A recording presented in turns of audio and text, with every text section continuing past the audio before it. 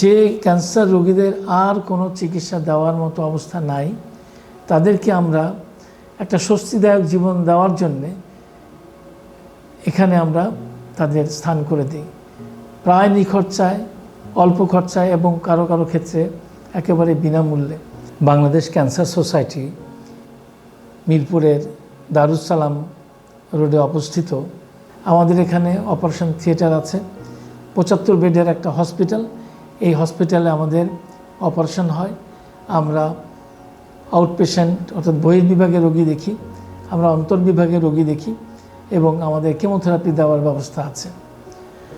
আমাদের আরও বড় দুটো অংশ আছে।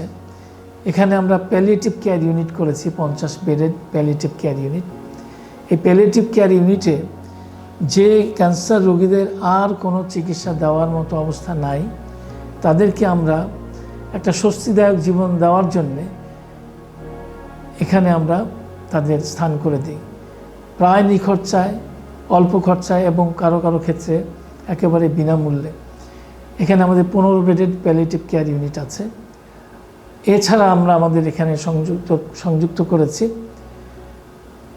ডায়ালাইসিস ইউনিট, অর্থাৎ আমাদের এখানে খুব সস্তায় ডায়ালাইসিস করা যায়।